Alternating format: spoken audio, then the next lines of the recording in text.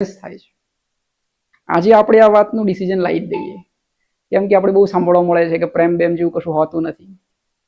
અને જ્યારે તમે મોટા થતા જાઓ છો ને જો મેડિકલ સાયન્સમાં આવી જાઓ તો તમને બધું સમજાઈ જાય કે આ બધા સાલા કેમિકલ લોચા હતા, બરોબર? નાની ઉંમરમાં થયેલા કેમિકલ લોચા હતા।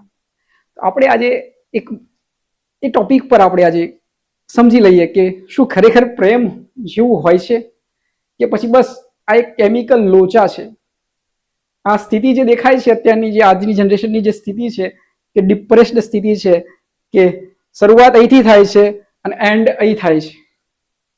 ઓકે, તો આપણે આજે સમજી જ લઈએ, આ વાતની રોજ મગજમારી જ જાય, કારણ કે આજનું યુથ છે ને આની અંદર બહુ કન્ફ્યુઝ છે કે સાલું પ્રેમ કર્યો તો ને આમ થયું ને તેમ થયું ને, તો પ્રેમ હોય છે ખરો?